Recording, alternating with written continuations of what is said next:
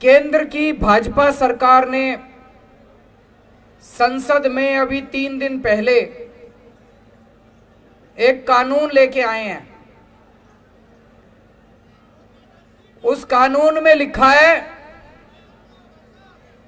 एक बात तो लिखी है कि अब से दिल्ली सरकार का मतलब होगा एलजी।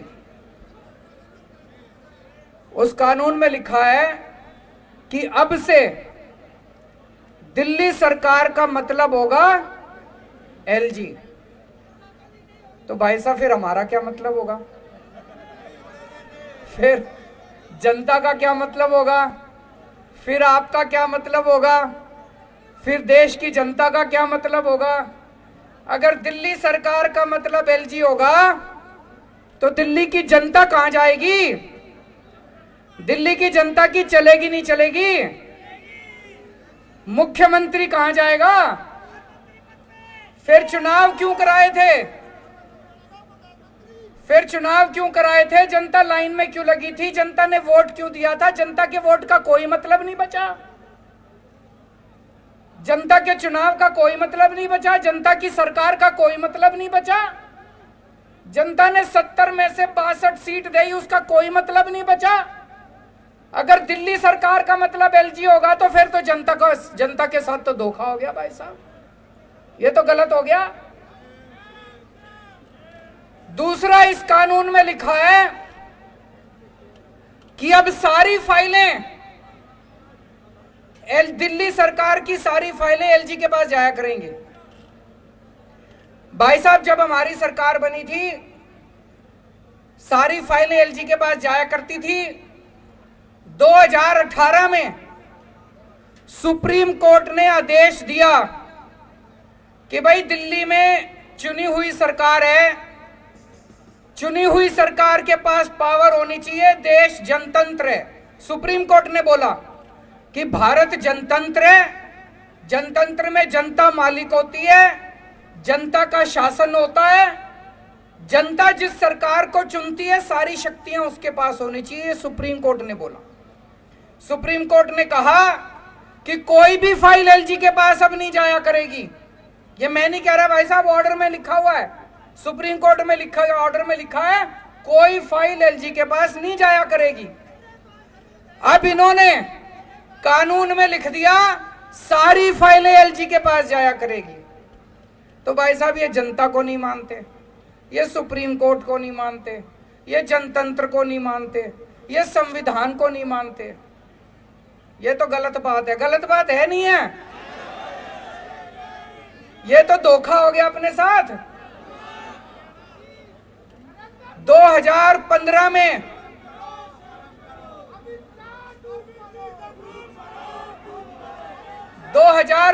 में दिल्ली विधानसभा के चुनाव हुए। जनता ने आम आदमी पार्टी को 70 में से 67 सीट दी।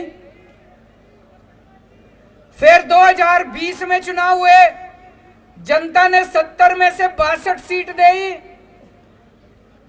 फिर अभी उपचुनाव हुए एमसीडी के, जनता ने एमसीडी के उपचुनाव में बीजेपी को 0 सीट दी। तो भाई साहब, दिल्ली की जनता साफ साफ यही तो कह रही है कि हमको बीजेपी नहीं चाहिए, हमको आम आदमी पार्टी चाहिए। कह रही है नहीं कह रही है कि हमको बीजेपी नहीं चाहिए, हमको आम आदमी पार्टी चाहिए। लेकिन भाई साहब, ये चोरी छिपे, ये बदमाशी करके दिल्ली के ऊपर राज करना चाहते हैं। वो कहते हैं ना, एक छोटा बच्चा मैच खेल रहा था, क्रिकेट मैच हार गया, तो उसके बाद क्रिकेट का बल्ला और बॉल लेके दोनों लेके भाग गया। ऐसे ही एक के बाद एक चुनाव हारते जा रहे हैं, लेकिन ये इस तरह से बदमाशी करके दिल्ली के ऊपर राज करना चाहते हैं, जनता का राज खत्म करना चाहते हैं। ये इनका एक तरह से इनका ये पूरे देश के अंदर यही कर रहे हैं। चुनाव कराते हैं, अगर चुनाव में हार जाएं तो दूसरी पार्टियों के एमएलए खरीद लेते हैं और वहां पे सरकार गिरा देते हैं। करते नहीं करते पूरे देश के अंदर? दिल्ली के अंदर आम आदमी पार्टी के ये जितने एमएलए बैठे हैं खरीदे नहीं जा रहे, ये बिक नहीं रहे। कोशिश तो बहुत करी इन्होंने, कोशिश बहुत करी इन्होंने, ये बिक नहीं रहे। तो ये दिल्ली के अंदर जब एमएलए नहीं बिक रहे तो इन्होंने ये कानून लाके दिल्ली के अंदर ये सत्ता खत्म करना चाहते हैं, जनता की सत्ता खत्म करना चाहते हैं। आज पूरे देश के अंदर इस बात की चर्चा हो रही है, दिल्ली के अंदर जो काम हो रहा है, दिल्ली के अंदर शिक्षा के अंदर इतना अच्छा काम हो रहा है नहीं हो रहा है? सरकारी स्कूलों की काया पलट हो गई, प्राइवेट स्कूलों की फीस नहीं बढ़ने दी। इतने शानदार काम दिल्ली के स्कूलों में हो रहे हैं। यह कानून शिक्षा के अच्छे कामों को बंद करने के लिए बनाया गया है। वो नहीं चाहते कि दिल्ली के अंदर अच्छा काम करती रहे आम आदमी पार्टी, क्योंकि दिल्ली के अंदर अच्छा काम हो रहा है तो इनको सूरत के अंदर इनको तकलीफ हो रही है, कर्नाटक के अंदर इनको तकलीफ हो रही है। देश के अंदर जहां जहां भी पंचायतों के और नगर निगम के चुनाव हो रहे हैं, आम आदमी पार्टी की धीरे धीरे धीरे धीरे सीटें आनी चालू हो गई हैं। अब उत्तर प्रदेश के अंदर लोग कह रहे हैं कि हमें भी फ्री बिजली चाहिए, गुजरात के अंदर लोग कह रहे हैं हमें भी फ्री बिजली चाहिए। अब हिमाचल प्रदेश के अंदर, पंजाब के अंदर, हरियाणा के अंदर हर जगह लोग कह रहे हैं हमें भी फ्री बिजली चाहिए। मैं इनसे कहना चाहता हूं कि दिल्ली के अंदर अच्छा काम हो रहा है, इस अच्छे काम को नहीं रोकना चाहिए, गलत बात है।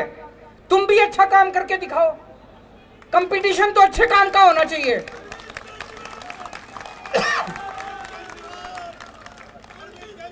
अब तुम गुजरात में बिजली फ्री कर दो, देखो हमारी एक भी सीट नहीं आएगी सूरत में, काम तो तुम करोगे नहीं, और दिल्ली में जो अच्छे काम हो रहे हैं उसको भी रोकोगे। ये तो गलत बात है, गलत बात है नहीं है? अगर तुमने वोट चाहिए, तुमको वोट चाहिए, तुम भी अच्छे काम करो। जैसे दिल्ली में आम आदमी पार्टी अच्छे काम कर रही है, तुम भी दूसरी जगह अच्छे काम करो, तुमको भी वोट देंगे लोग। तुम तो करोगे गुंडागर्दी और दिल्ली में जो अच्छे काम हो रहे हैं वो भी रोकोगे।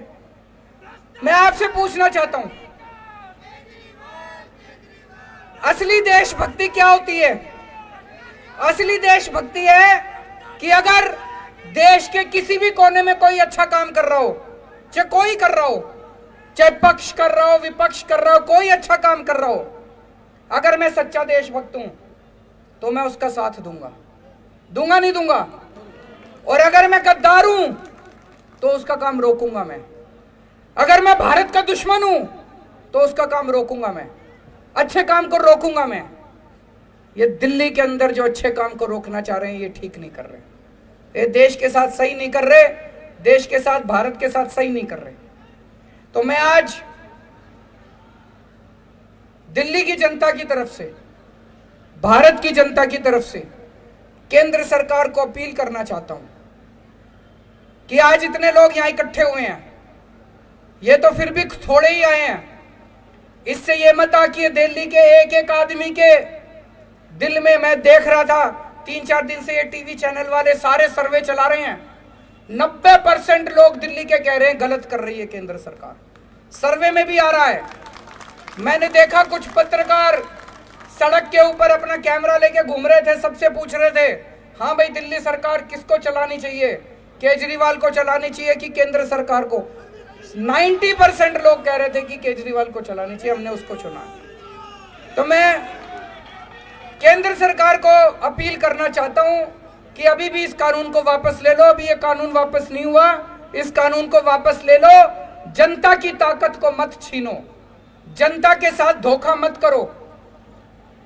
1947 में आजाद हुआ था देश, 75 साल हो गए। आज देश अपनी आजादी के 75 साल मना रहा है। इस 75 साल में तुम यही करोगे? इस 75 साल में यही तोहफा दोगे देश को? भगत सिंह फांसी पे क्यों चढ़ा थे? चंद्रशेखर आजाद, भगत सिंह, राजगुरु, अशफाक उल्लाह खान, सुभाष चंद्र बोस, बाबा साहब अंबेडकर, उन लोगों ने क्यों कुर्बानी दी थी? उन लोगों ने कुर्बानी दी थी अंग्रेज जाएंगे, भारत में जनतंत्र होगा, जनता सरकार चुनेगी, वो सरकार जनता के लिए काम करेगी। उन्होंने ये थोड़ी सोचा था आजादी के 75 साल के बाद एक ऐसी सरकार आएगी कि जनता के सारे अधिकार छीन लेगी। तो मैं केंद्र सरकार से अपील करना चाहता हूं कि आजादी के 75 साल के अंदर इस किस्म के काली हरकत मत करो, इस किस्म की गंदी हरकत मत करो, देश के साथ इस किस्म का धोखा मत करो। और मैं दिल्ली की जनता को भरोसा देना चाहता हूं, चिंता मत करना, ये जो मर्जी हमारी शक्तियां छीन ले, ये जो मर्जी कर ले। आपको याद है जब सुप्रीम कोर्ट का आदेश नहीं आया था, सारी फाइलें एलजी के पास जाया करती थी। हम आपके लिए सीसीटीवी कैमरे लगाना चाहते थे पूरी दिल्ली में, एलजी साहब ने 1 साल तक फाइल रोके रखी सीसीटीवी की। 1 साल तक सीसीटीवी की फाइल रोके रखी। फिर मैं, मनीष सिसोदिया जी, गोपाल राय जी और सतिंदर जैन, हमने एलजी साहब के घर के अंदर जाके धरना कर दिया और आपकी फाइल पास करा के लाए थे। तो दोस्तों, अपने सामने अब 2 काम है, दिल्ली की जनता के सामने 2 काम है। एक, हम ये संघर्ष करते रहेंगे कि जिसके लिए हमारे आजादी के दीवाने लड़े थे, उन्होंने कुर्बानियां दी थी कि सत्ता जनता के हाथ में होनी चाहिए, ये सत्ता वापस जनता के हाथ में लेके रहेंगे। और दूसरा, कोई भी काम नहीं रुकने देंगे। जितने दिल्ली के विकास के काम हैं, सारे विकास के काम होंगे। इसके लिए चाहे मेरे को इनको पैर पकड़ने पड़े और चाहे इनको हाथ पकड़ के थोड़ा सा